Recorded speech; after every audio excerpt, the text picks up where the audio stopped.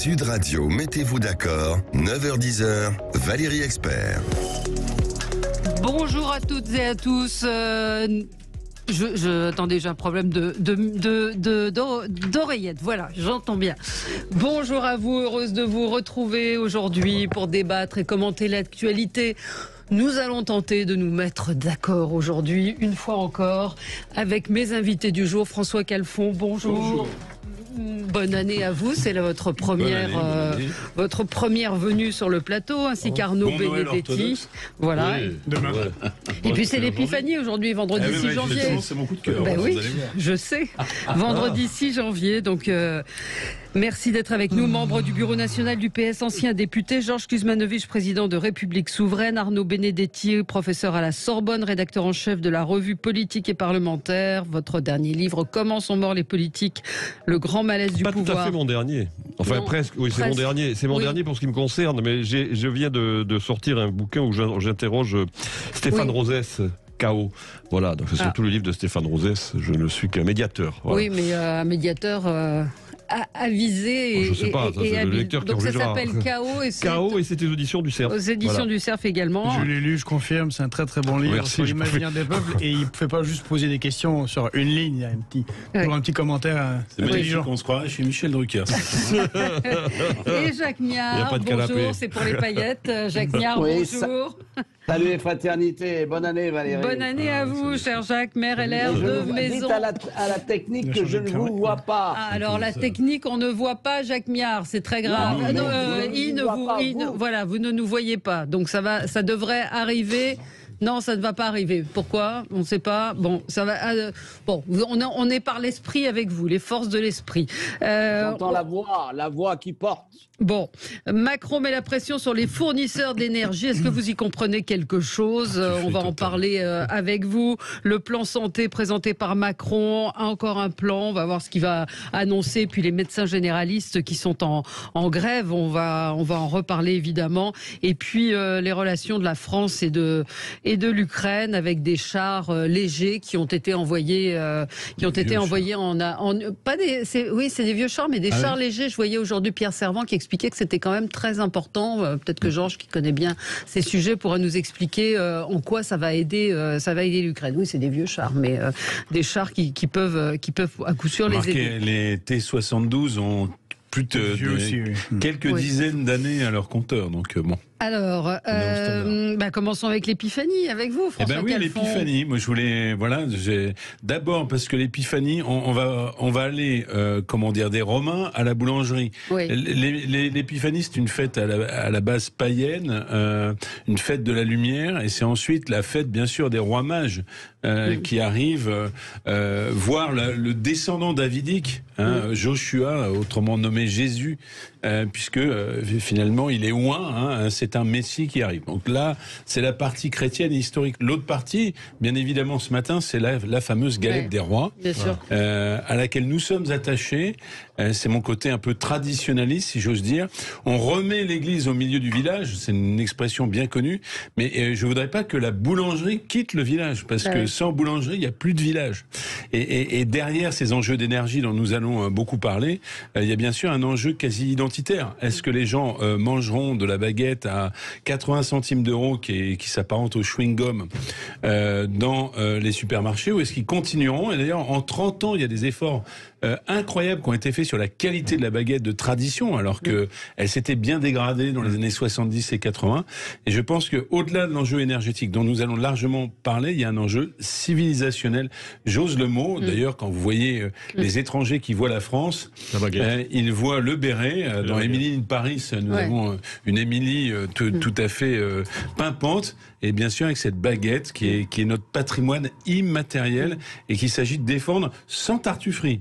C'est renvoyer pas le calendos et le vin rouge. Le calendos et le vin rouge, oui. Bon, alors, ça vient rentrer dans le patrimoine immatériel de l'UNESCO. Voilà, donc c'est un coup de cœur pour la galette des rois et pour la boulange qui est nettement agressée. Alors, mais la boulange qui se porte pas si mal malgré tout. Hier, j'ai vu Dominique Enract, qui est le patron des boulangers, et qui expliquait que on ouvre, je crois que c'est 1300 boulangeries l'année dernière. Il y en a qui ferment, mais il y en a qui ouvrent. Et puis il y a 29 000.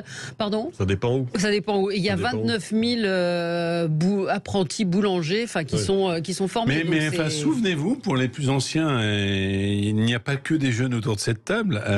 Il fut un temps où la boulangerie, la boulange et la qualité du pain a failli disparaître. Donc il y a une forme d'histoire de résilience. Ouais. Je ne voudrais pas que le coup de poignard de l'énergie. On va en reparler tout à l'heure de cette énergie. Mais c'est un coup de cœur.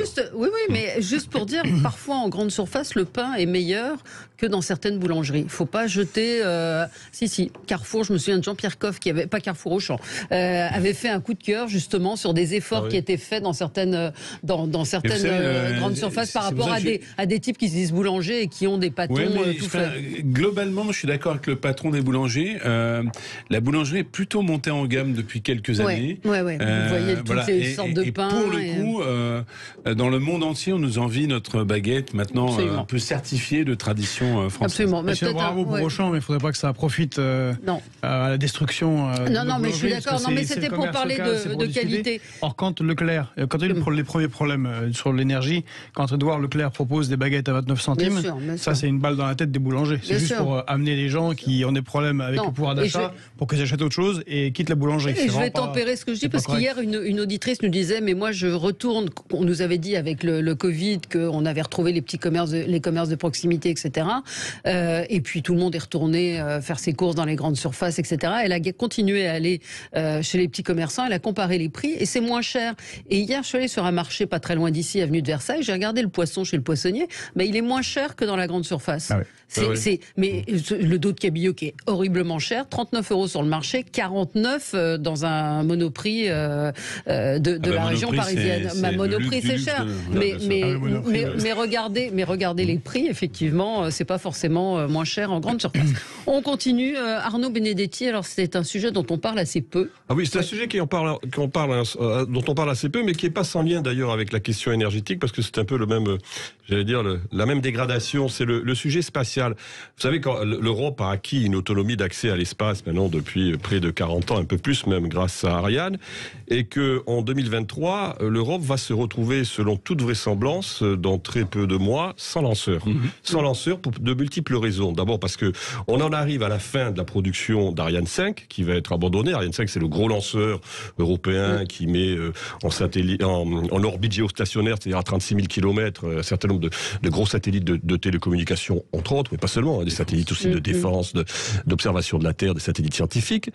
Parce que ensuite, bien évidemment, compte tenu de la situation en Ukraine, vous savez que, on le savait, mais en fait, peu de gens le savaient, mais on lançait Soyouz, enfin, une partie de Soyouz de Kourou, de Guyane, et suite à ce qui se passe en Ukraine, Soyouz a été retiré de Guyane, et puis il y avait un petit lanceur qui avait été plus ou moins sous maîtrise d'œuvre italienne, dans le cadre de l'Agence spatiale européenne, le Vega, qui a connu, dans la nouvelle version, a connu un échec il y a maintenant quelques jours. Et en même temps, dans le même temps, le programme Ariane 6, qui est le programme qui devait succéder au programme Ariane 5, programme donc de l'Agence spatiale européenne, a pris énormément de retard.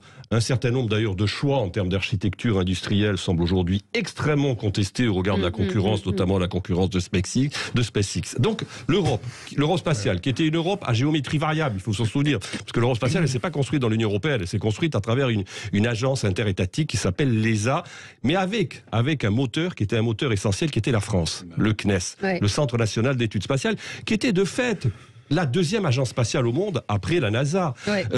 On a retiré depuis maintenant plusieurs années la maîtrise d'œuvre en matière de lanceurs au CNES pour la donner tout simplement à l'industrie.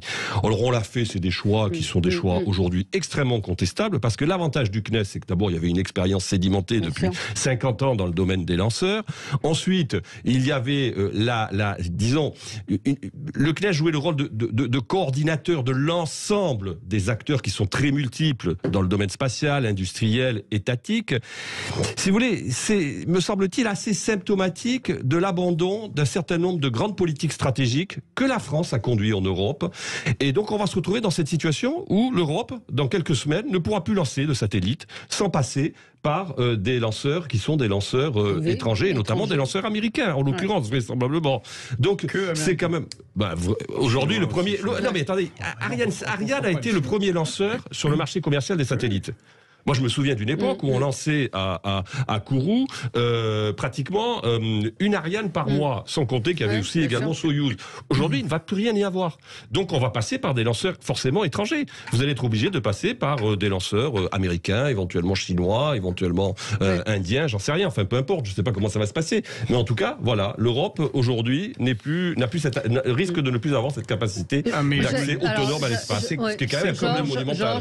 C'est comme le gaz et l'industrie. Ça sera américain. Personne ne verra rien avec la Chine. Alors, de toute façon, parce qu'elle a une collaboration russo-chinoise très très forte sur le spatial. Et vu la situation internationale, ça m'étonnerait que l'Europe envoie quoi que ce soit de Chine. Donc, ne reste plus que les États-Unis. C'est quand même génial. Non, Arnaud a raison. C'est un sujet central de souveraineté. On a à nouveau perdu un fleuron international qui est... Alors, un dernier point sur le rôle de la France dans la construction de l'Europe spatiale. La France a été pendant plusieurs décennies le premier contributeur au monde, en Europe, dans le budget de l'Agence spatiale européenne. Ça fait maintenant plusieurs années que c'est l'Allemagne qui a repris le lead dans ce domaine-là également. Donc ça veut dire quand même qu'il y a eu un abandon en France de ce qui constituait malgré tout un des fleurons de nos politiques stratégiques. Jacques Méard, je voudrais que Jacques puisse réagir. J'approuve à 1000%. C'est encore, je dirais, l'abandon de toute politique industrielle, tant au niveau national qu'au niveau européen. Et cette politique qui a été faite en abandonnant le CNES est une faute qui, je dirais, a été remplacée par les illusions de coopération européenne. Et donc, c'est là où il faut rétablir une politique industrielle nationale avec une volonté de garder cette maîtrise. Et je pense que la décision d'abandonner le CNES et de lui retirer cette compétence de leader dans ce domaine-là, à défaut, est une faute idéologique. Voilà, est une faute idéologique. Et là encore, on voit les limites des illusions de certains gouvernements, et notamment celui-ci qui nous gouverne aujourd'hui. Allez, on marque... donc, vraiment, il faudrait revenir, mais c'est foutu sur le spatial. C'est encore une fois, ce sont des directives. Rien n'est jamais foutu. Rien n'est jamais foutu. Non, mais on avait les chars que l'on fabriquait. À qui on était les premiers au monde à faire des chars avec des tourelles mobiles, enfin qui tirent quand le char est en mouvement. Premier au monde, avant les Américains, avant les Russes. À qui on a revendu ça? Aux Allemands. Et en ce moment, c'est l'aviation. C'est le PDG de Dassault, c'est Dassault qui résiste à ce gouvernement qui veut donner la technologie pour la construction d'un avion qui ne verra jamais le jour, qui serait une catastrophe industrielle, qui est le SCAF, donner les technologies à l'Allemagne. C'est le patron de Dassault qui refuse. Or, la réalité, c'est que ce sont les États-Unis qui veulent tuer le seul et sûrement le meilleur avion multifonction au monde, multirôle, le Rafale, pour le remplacer par leur F-35 que les Allemands achètent justement. C'est délirant. Oui, juste un petit point, parce que derrière le problème des lanceurs, on parle de souveraineté, il ne faut pas l'abandonner pour une raison simple, c'est qu'en réalité, quand on maîtrise l'espace, c'est parce qu'on maîtrise, pardon de le dire, les missiles balistiques. C'est-à-dire que c'est parce que la France dispose de l'arme atomique de longue portée qu'elle dispose de la technologie sur les lanceurs. Idem, puisqu'on en parle sur le SCAF. Alors je vois quand même ça s'est un peu arrangé sur le SCAF, puisque en fait c'est le système de combat collaboratif avec les drones, etc. Et que Dassault vient d'être nommé comme chef de file sur l'avion de combat lui-même. Donc ça a payé. Mais je dois dire que celui qui a poussé comme un malade, si j'ose dire, sur la dilution de Dassault dans un ensemble plus large, c'est quand même Emmanuel Macron, comme il l'avait fait sur les turbines. Bien sûr. Allez, on doit marquer une pause, 9h16 sur Sud Radio. À tout de suite. À tout de suite. Sud Radio, mettez-vous d'accord, 9h-10h, Valérie Expert. Avec vous sur Sud Radio jusqu'à 10h avec Arnaud Benedetti, Georges Kuzmanovic, François Calfon et Jacques Miard. On va continuer, on va avancer. Georges, c'est un coup de cœur pour vous-même. Un coup de cœur pour nous-mêmes, pour République souveraine. Puisque le 21 janvier, nous organisons notre université d'hiver pour changer les choses et qu'on a appelé Winter is Coming, compte tenu des problèmes énergétiques, qui fait référence à la célèbre série. Et on aura de très beaux débats, entre autres entre Emmanuel Todd et Henri Guénaud. On aura aussi Stéphane Rosès qui parlera de l'imaginaire des peuples, dont a parlé Arnaud tout à l'heure. On aura des débats sur l'industrie. On aura aussi un agriculteur que certains connaissent peut-être, Philippe Grégoire, qui est le responsable du SAMU social agricole et qui fait que tous nos agriculteurs ne finissent pas au bout d'une corde, puisqu'il y en a quand même 2 qui se suicident par jour. Et donc, la question générale de cette université sera, nous sommes dans une période de crise, de multiples crises. Comment on fait pour refaire France et comment on fait pour s'en sortir sur des thématiques aussi importantes que l'énergie, l'alimentaire et l'industrie. Et donc ce sera, redites-nous... Donc c'est le 21 janvier. Ça n'a aucun rapport avec... parce que j'allais vous poser une question. Est-ce que vous allez manger de la tête de veau? Sauce Grébiche. Après, on verra. Ceux qui sont fans de cette coutume républicaine pourront le faire. Il y aura bien sûr une soirée. Donc c'est le 21 janvier, c'est dans le 13e arrondissement, à la Maison des Associations. Et ceux qui veulent y participer peuvent s'inscrire sur le site de République Souveraine. Très bien. Des beaux débats, c'est toujours intéressant quand il y a des débats comme ceux-là qui sont organisés. Jacques Miard, un gros coup de gueule sur les vœux. Oui, un coup de gueule contre des élus qui tournent en dérision, je dirais, les vœux que chaque maire adresse à sa population. Et alors, il y en a un qui pousse la chansonnette, il y a un autre qui débaptise sa ville pour soi-disant la féminiser. C'est du délire, parce que je crois que dans la dignité d'élu, on n'est pas là pour amuser la galerie. Et donc, je suis scandalisé par cette attitude de certains élus qui rabaissent la fonction d'élu et qui se mettent, je dirais, c'est des vrais clowns. Et donc, il y a un moment, il faut arrêter. Et j'ai beau avoir, à titre personnel, je connais bien ces gens-là, quelque estime, lorsqu'ils agissent ainsi, je ne peux que me révolter et dire arrêtez, vous êtes en train de scier la branche sur laquelle vous êtes assis, vous dévalorisez la fonction et ça suffit. Donc c'est un grand coup de gueule et j'espère que les électeurs vont en tenir compte. Oui, François Calfondi, elle est déjà sciée la branche. Mais ça me vaudra des amitiés, mais il y a une anonymisation de la politique qui fait que tout descend vers le bas. Et le problème est quand même, alors ça, c'est le vieux con qui parle, mais quand vous avez les 2 tiers des jeunes qui regardent plus une émission culturelle, lisent plus un livre et ne regardent que des vidéos courtes sur YouTube, et ben vous avez des élus qui nomment leur ville Pantine alors qu'elle s'appelait Pantin, et tout en nous expliquant, et ça c'est un combat noble, que c'est pour la cause des femmes. Oui, mais vous n'avez pas rebaptisé votre ville Maisonnette Lafitte, ou je sais pas comment vous auriez pu d'ailleurs. Je vais vous dire une chose, la Maison Lafitte, comme le dit Larcher, c'est une république autonome, sérénissime, c'est souveraine.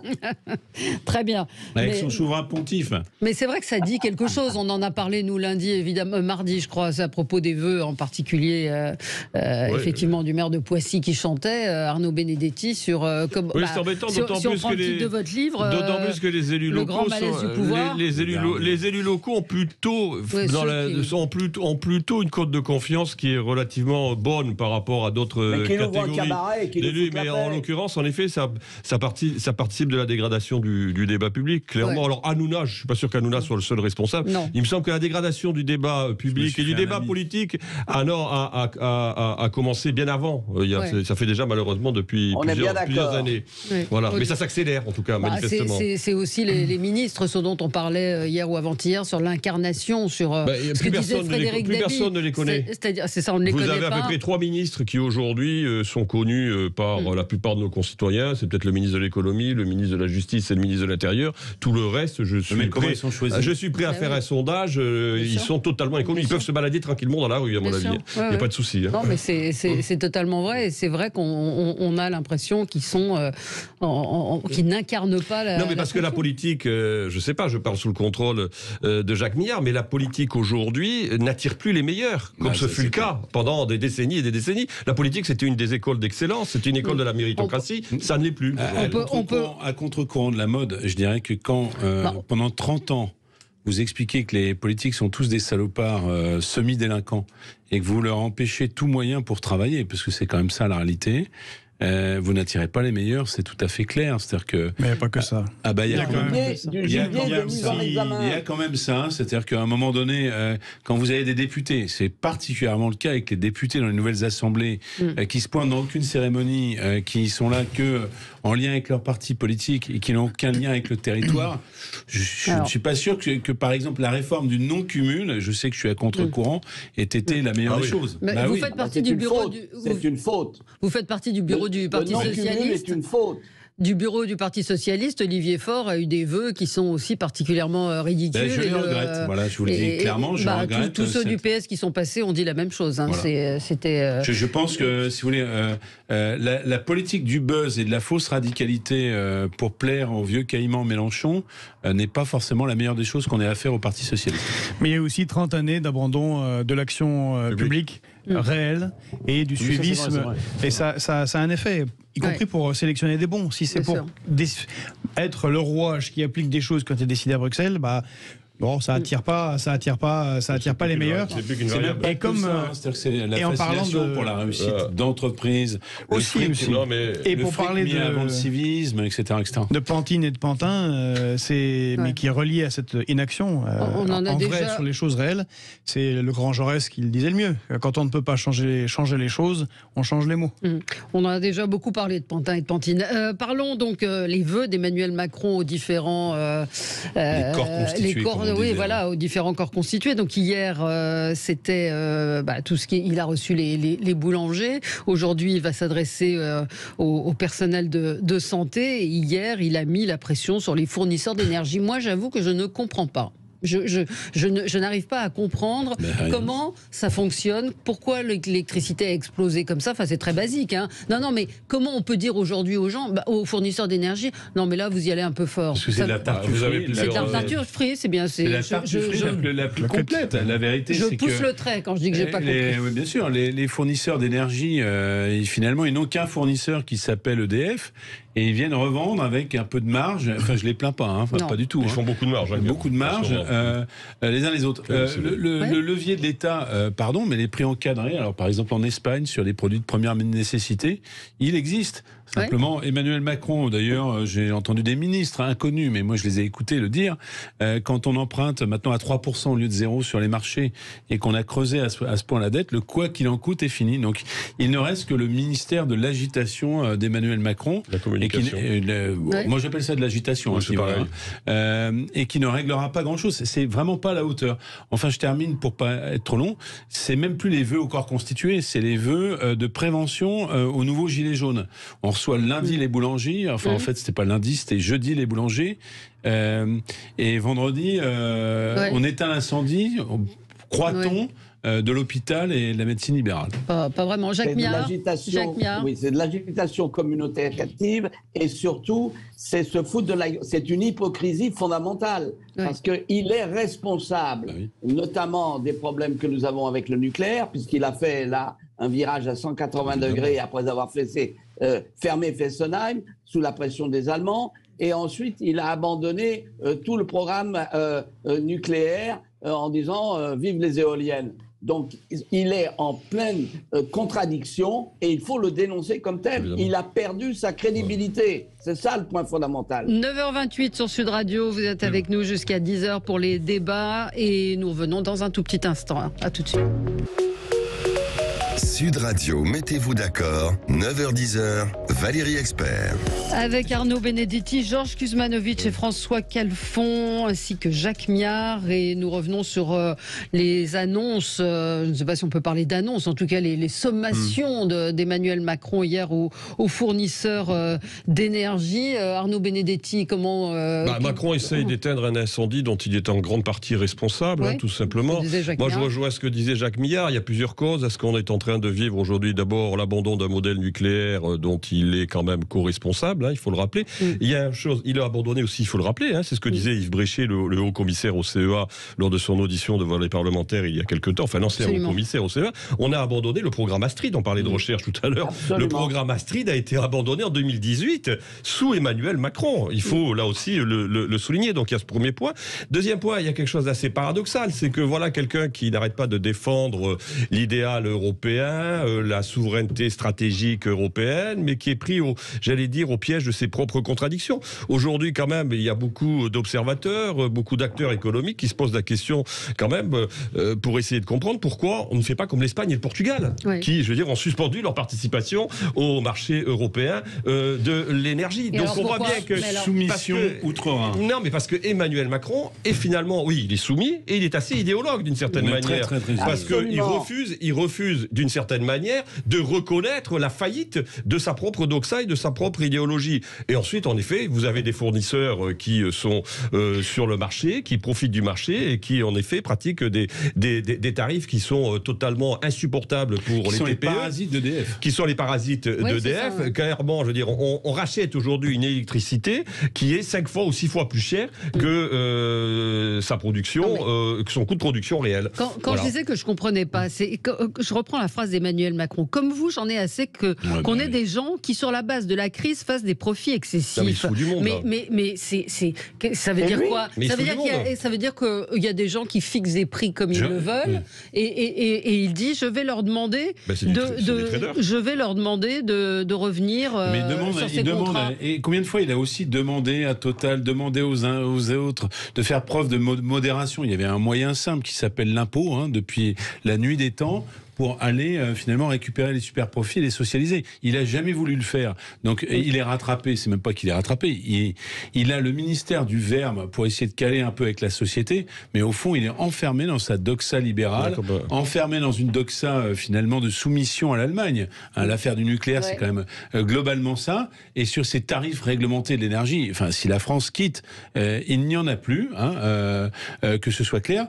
Et j'entends Monsieur le maire, alors pareil de manière incantatoire, dire ah oui, mais nous travaillons sur une réforme des tarifs réglementés européens d'énergie. Mais si la France, j'allais dire, tape du poing sur la table, bref, dit qu'elle n'est pas d'accord, de toute façon, il y a une obligation de changer. C'est ce qu'avait fait De Gaulle en 66 avec la politique de la chaise vide au moment de la... Et Margaret Thatcher, la politique de mes références, mais... Georges, sauf que ce matin, Agnès Pannier-Runacher, qui était l'invitée de Patrick Roger, disait que ce n'était pas une bonne solution de sortir du marché européen. Mais juste... Ce sont des idéologues. On n'a pas compris pourquoi. Encore une fois, dire la même chose. D'un point de vue très basique, quand Emmanuel Macron n'évoque aucune obligation stricte pour le fournisseur d'énergie, et en disant on va demander au fournisseur d'énergie, on va demander s'il vous plaît, monsieur le fournisseur d'énergie, est-ce que vous acceptez de renégocier? Mais c'est un gouvernement non seulement qui fait de la communication et des claquettes, mais c'est un gouvernement qui prie. Parce que tout ça, ce sont des prières. Quand Bruno Le Maire va au MEDEF demander, s'il vous plaît, embaucher des maçons français et pas des Polonais ou des Roumains, c'est s'il vous plaît qu'il dit. Là, c'est un s'il vous plaît. Mais c'est étonnant. Ça a été dit par tout le monde ici. Ils sont responsables de cette situation. C'est eux qui l'ont créée. C'est à ça qu'ils croient. C'est le dogme. Mais faux de la concurrence soi-disant libre et non faussée. En fait, ils ont créé un système des lobbies auxquels ils appartiennent. Il y a une fausse concurrence totalement faussée. C'est-à-dire qu'on fait payer, ça a été dit, 6, 7, jusqu'à 10 fois plus cher, 20 fois plus cher, une énergie que l'on produit à 50 € du mégawattheure en nucléaire et que l'on pourrait produire en étant indépendant et souverain, quand on voit la situation dans laquelle on est, ça serait évidemment la bonne chose à faire. Mais le pire, c'est quand je dis que c'est une prière, ils savent très bien qu'il n'y a aucune solution. Il faut bien le comprendre. Il n'y a pas de solution. On donne du gaz à l'Allemagne. Mais il y a une solution politique. Il y a une solution, sortir là, mais il y a un problème d'approvisionnement en énergie. Il n'y a pas de compensation du gaz russe. Juste pour que je finisse avec ça, avec plaisir, mais... que ce soit des gens aussi différents que Jean-Marc Jancovici ou le ministre de l'énergie du Qatar. Ils ont dit le problème n'est pas cet hiver. Le problème, c'est qu'il n'y a pas de compensation à partir du mois d'avril. Il n'y a pas de compensation en gaz russe. Et le Qatar, c'est le deuxième producteur mondial. Après l'Iran. Il n'y a pas. Donc il n'y aura pas. Et étonnamment, non seulement il a quitté Astrid, mais il me semble que la loi prévoyant la fermeture de 14 autres centrales nucléaires n'a pas été abrogée. Donc on est chez les fous et ce sont des gens qui prient, qui espèrent. En fait, ce qu'ils espèrent, ils espèrent qu'il y a une victoire. Non. Alors Jacques Mér avait demandé la parole. Moi, je voudrais revenir à ce qui a été dit et notamment donner raison à mon ami Arnaud Benedetti, c'est qu'en réalité, on a affaire à des idéologues qui ont rêvé un monde au nom d'une idéologie de l'eurobéatitude et qui aujourd'hui se retrouvent cocus. Parce il faut bien comprendre, c'est que vous prenez tous les thèmes européens, tant en énergie, les Allemands ont voulu casser EDF, il faut le savoir, parce que c'était un concurrent fort et ils l'ont cassé sous la pression au nom de la libre concurrence qui n'est pas, je dirais, le deus ex machina des relations internationales. Deuxièmement, en matière de défense, c'est la même chose. On a mis en avant une défense européenne qui n'existe pas parce que tous nos partenaires sont pro-américains, pro-OTAN, point barre. Donc, il est pétri d'idéologie et il ne peut pas se déjuger parce que tout son monde qu'il a rêvé s'écroule. Et donc, il continue son baratin en essayant de convaincre les Français que ce n'est pas de sa faute, mais de la faute de tout le monde. François, moi je pense que les prendre pour des idéologues un petit peu croyants, comme dans une secte du temple solaire sur l'idéologie libérale, c'est les prendre pour des naïfs. Ils ne sont pas du tout naïfs. Non, ils ont voulu. J'essaie de terminer ma phrase quand même, parce que c'est en complément de ce que vous dites. Pardon, mais la banque d'affaires qui était en charge du démantèlement d'Alstom, la banque d'affaires qui était en charge de vendre les turbines, qui est une pièce nucléaire souveraine, c'est la banque d'affaires, et je ne citerai pas son nom pour qu'il n'y ait pas d'ambiguïté, tout le monde la connaît, c'est la banque d'affaires dans laquelle travaillait Emmanuel Macron. Donc si vous voulez, on est dans le gouvernement des intérêts et des lobbies. Je renvoie à l'affaire McKinsey et autres. Ne les prenez pas pour des naïfs. C'est-à-dire qu'à un moment donné, quand la politique n'est plus finalement empreinte d'idéologie, elle est dans la main des lobbies, de lobbies qui, pour le coup, puisque c'est les banquiers d'affaires qui étaient payés, nous vient, ne soyons pas naïfs, là pour le coup, d'une souveraineté. On revoit le problème sur les ventes d'armes, sur l'absence de défense européenne, qui est la souveraineté nord-américaine. Oui, alors les deux ne sont pas inconciliables. C'est-à-dire que ça peut être idéologique et en effet, comme le dit d'ailleurs Marx l'a très bien expliqué, l'idéologie est le produit de systèmes d'intérêt en général, c'est infrastructure et superstructure. Donc c'est ça, je pense qu'en effet, il y a des systèmes d'intérêt qui aujourd'hui expliquent les choix gouvernementaux, mais il y a aussi de l'idéologie, c'est-à-dire que je crois qu'ils finissent par croire en effet à la doctrine qu'ils professent et qu'en effet, reculer sur cette doctrine, je suis assez d'accord, c'est l'effondrement de leur monde, c'est la reconnaissance au vu et au su de tous de l'erreur dans laquelle ils engagent le pays. Un auditeur... Vous ajoutez une chose, Valérie, et vous ajoutez une chose. Expliquez-moi pourquoi que celles et ceux qui ont bénéficié de la vente d'Alstom sont les mêmes qui ont financé ensuite la campagne. À telle enseigne qu'Olivier Marleix, sur la base de l'article 40, a porté plainte au PNF au nom d'un pacte de corruption qu'a réalisé M. Macron. Et alors, il se passe quoi? Mais alors, il se passe une chose, c'est qu'il y a une solution. Par hasard, il n'y a pas de suite. Si effectivement il ne l'œuvrait pas pour des intérêts qui sont ceux qu'il défend depuis son premier mandat, et s'il n'avait pas d'idéologie, il pourrait gouverner, et s'il était de Gaulle, eh bien il ferait ce qu'il faut faire maintenant, c'est réquisitionner. Il a réquisitionné des ouvriers quand il y a des employés quand il y a eu les grèves sur les raffineries. C'est pareil, c'est une question de survie pour des milliers d'entreprises. Mais vous réquisitionnez quoi, le gaz? Mais réquisitionner les entreprises qui livrent ce gaz, c'est l'énergie aux Français, et les forcer à vendre à un prix minimum. Alors, un auditeur me dit, mais c'est pas un phénomène physique, le prix, il n'y a pas de manque, c'est juste des écritures comptables et des spéculations. Est-ce que c'est ça ou pas? Il y a de la spéculation, ça dépend pour le gaz, non. Il y a aussi du manque. Mais ça dépend de quelle énergie on parle. C'est l'offre et la demande. Non? Oui. Là, c'est l'offre et la demande, oui. En matière de gaz, mais comme l'énergie, comme l'électricité est indexée sur le gaz, résultat des courses. Mais alors, quand il dit je vais demander aux fournisseurs d'accès, aux fournisseurs d'énergie, de renégocier, qu'est-ce qu'ils peuvent faire s'ils ont augmenté leur prix? Ça veut dire que ce sont des prix qui ont augmenté de façon artificielle. C'est ça que je voudrais comprendre. C'est quand on dit je vais leur demander de baisser le prix. Si on vous demande de baisser le prix, c'est qu'on considère que vous abusez et que vous exagérez. Tous ces opérateurs virtuels achètent le prix du gaz comme les opérateurs qui en produisent réellement l'achètent. Donc en réalité, c'est un prix plus une petite marge.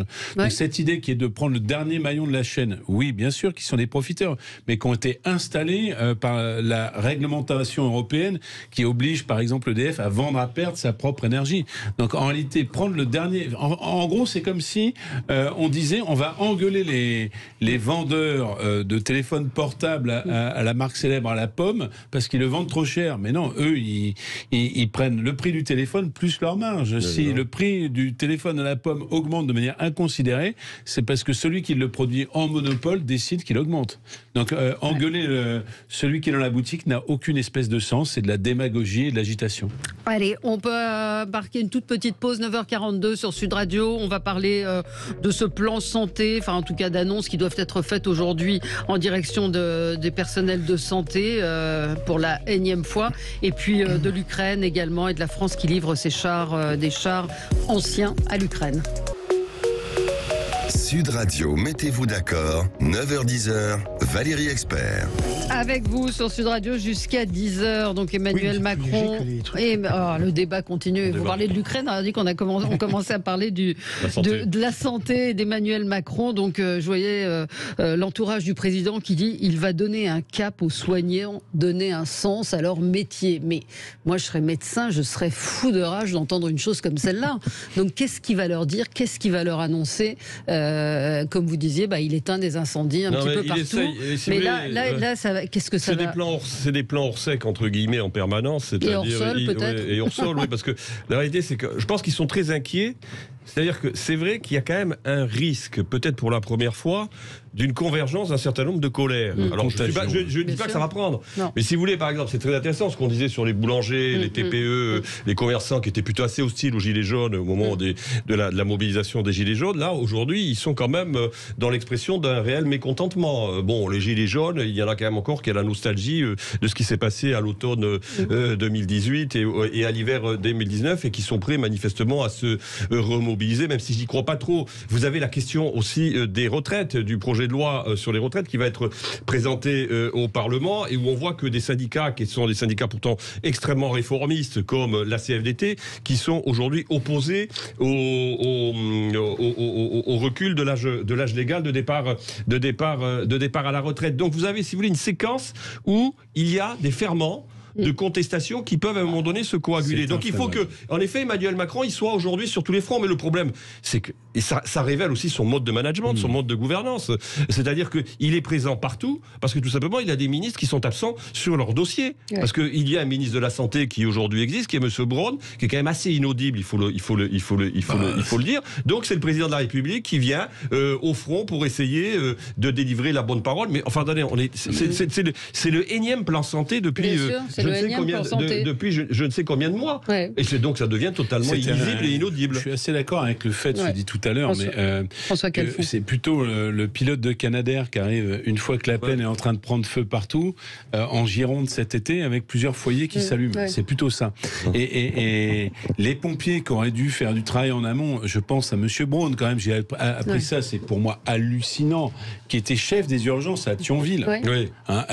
Et il y a une démission collective qui s'apparente, enfin pas une démission, mais une grève, des arrêts maladie collectifs qui s'apparentent à un vaste burn-out. 56 infirmières sur 58. Voilà. Et pourquoi, là encore, alors c'est plus la même idéologie, j'en conviens, mais pourquoi on est incapable finalement d'avoir cette première ligne sanitaire qui sont les médecins libéraux? Je ne vais pas me faire que les amis. C'est parce que, pareil, ma base électorale est faite finalement de libéraux et je ne suis pas en capacité d'exiger qu'ils assurent la permanence des soins. Enfin, il y a quand même quelque chose d'un peu scandaleux au fait que, bien sûr, il y a des déserts médicaux, bien sûr, il faut revaloriser le tarif de consultation, mais la médecine de ville ne joue pas son rôle de première ligne médicale et donc l'hôpital explose, et notamment aux urgences.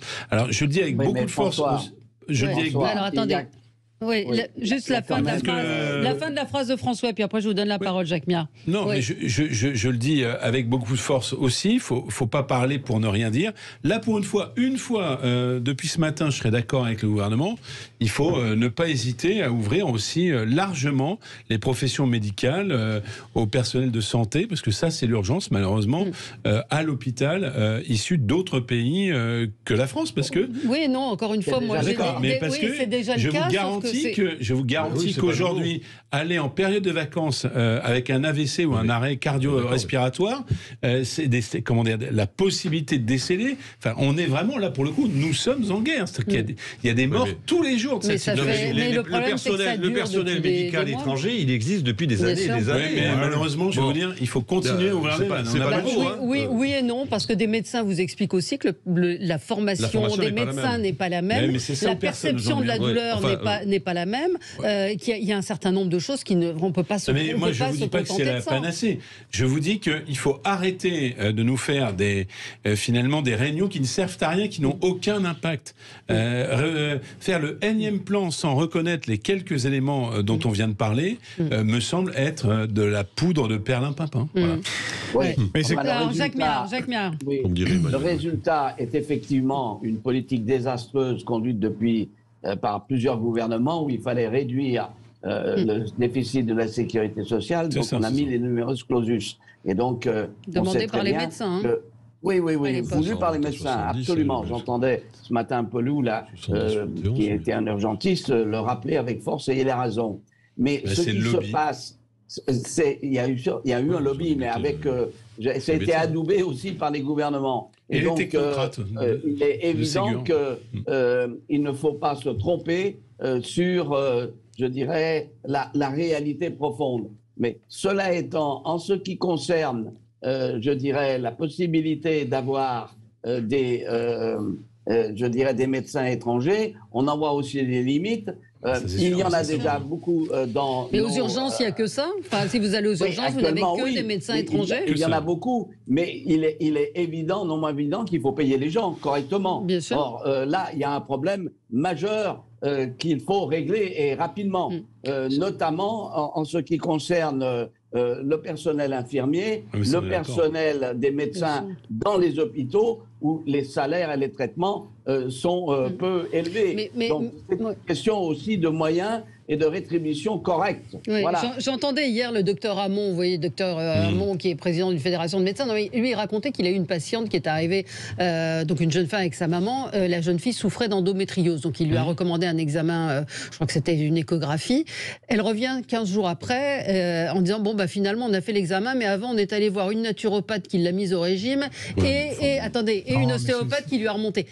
Peu importe, ce sont des gens qui ne sont pas conventionnés. Les gens, et ces personnes ont payé entre 80 et 100 euros pour aller voir des thérapeutes, on va dire, qui escrocs. Peut-être pas des escrocs, on peut pas jeter l'anathème sur tout le monde, mais naturopathe bien sûr. Mais lui dit, nous on est payé 25 euros, et ces gens-là vont dépenser beaucoup sur des médecines parallèles sans demander à être remboursés. Donc le prix, effectivement, c'est pas le cas de tout le monde.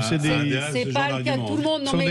Non, mais les gens vont aussi voir des thérapeutes, c'est aussi très en vogue, et acceptent de payer des montants qui sont beaucoup plus élevés que ceux des généralistes. Alors, pardon, pour certains, Georges. ceux qui peuvent. Oui. Ouais, mais la situation, ça fait des années qu'elle est comme ça. Bien sûr. On ne gouverne pas impunément. Non. Disait un jeune député il y a 2 siècles.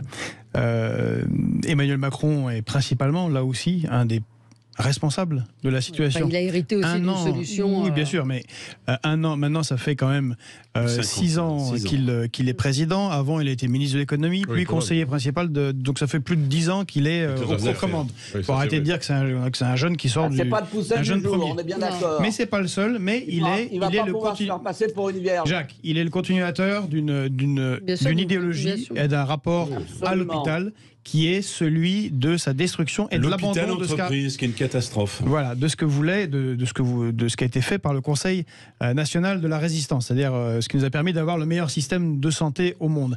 Et il le détruit. Et je rappelle que quand même 1 an avant le Covid, il y a eu 1 an de grève des urgences où il disait ça va pas, on n'y arrive pas. Vous vous souvenez, avant le Covid, il allait dans les hôpitaux, en prenant les joues des gens comme ça, en jouant l'idiot. Il est insupportable. Alors je vais vous expliquer le sens. Et des médecins, des infirmiers là, disaient on n'en peut plus. On n'en peut plus, on n'a pas de matériel, on ne peut pas faire le service public, on ne peut pas le réaliser. Et il y avait Agnès Buzyn qui levait les yeux au ciel. Faut pas oublier.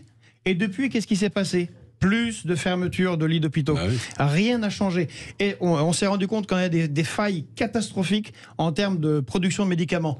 Est-ce qu'on a fait quelque chose en 3 ans ? Vous avez entendu parler d'une usine qui s'est installée, peut-être en se disant que si un jour il y a un risque géopolitique avec la Chine, ça serait bien que Xi Jinping n'appelle pas Macron en lui disant est-ce que tu veux des antibiotiques ou pas ? Eh ben rien, zéro. Donc à un moment donné, il faut se souvenir que le discours du président de la République au cœur, au moment où c'était l'épicentre de la crise sanitaire, c'était de parler du monde d'après, et que le monde d'après permettrait justement la relocalisation d'un certain nombre d'activités. Et des activités stratégiques. On n'a pas eu le début d'une queue d'une cerise. Ce débat sur les médicaments est très intéressant parce que des fois on n'a pas les leviers. Il faut être clair, le politique ne peut pas tout. Mais là, 90% du bénéfice, du chiffre d'affaires des laboratoires est payé par l'assurance maladie. Les médicaments payés par le tout venant en pharmacie hors prescription, c'est 20%. Donc, si vous voulez, pétrole contre nourriture, j'ai envie de dire, médicaments contre relocalisation, tout ou partie, je peux vous dire que les laboratoires savent compter. C'est d'ailleurs la chose qu'ils savent le mieux faire. Mais ce rapport de force-là n'a même pas été envisagé et construit. Donc là, c'est responsable et coupable. Et vous posiez la question tout à l'heure, Valérie, mais au fond, pourquoi ils disent ça sur l'énergie, les fournisseurs d'accès ? Parce que c'est du bavardage. Et Arnaud Benedetti rappelait, effectivement, ah oui, on a été naïfs sur les médicaments, mais maintenant, ça va changer. Il ne s'est strictement rien passé. Et aujourd'hui même, il y a une reprise épidémique en Chine, plus de Doliprane.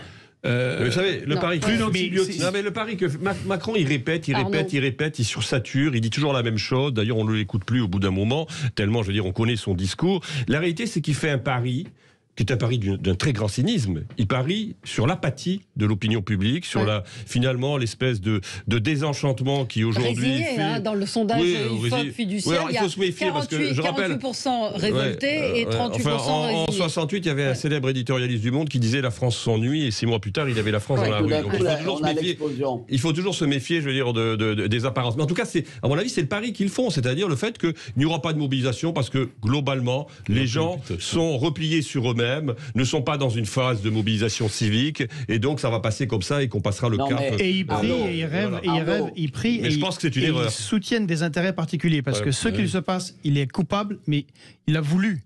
Et on en avait parlé plusieurs fois ici, vous n'étiez pas d'accord Valérie, mais il vise à la privatisation du système de santé en France et à la destruction du système de sécurité sociale français. Parce qu'ils veulent le refiler à ses copains, en particulier Larry Fink de BlackRock, qu'il avait été un des premiers à recevoir quand il a été élu lors de son premier mandat, et dont l'objectif est de mettre la main sur la sécurité sociale et les retraites en France. Quelques compagnies d'assurance françaises aussi. Alors, il n'en demeure pas moins qu'actuellement, la colère est en train de monter. Et ce que dit Arnaud, il va y avoir une convergence, je dirais, de colère variée et permanente dans le pays, et on peut être à la veille d'un mouvement fort qui aboutit à la crime de régime, parce que ça va mal se passer. Il n'y a pas de majorité au Parlement. Les Français pour des cons, je peux vous dire qu'ils vont renvoyer l'ascenseur. Et demain, donc, appel à manifester. On va voir effectivement s'il y a du monde dans les rues. Merci à tous les 4. Dans un instant, l'émission Média avec Sheila. Voilà, elle sera avec nous en direct sur Sud Radio dans un instant. Salut les copains, je ne vous oublierai jamais. Allez, à tout de suite.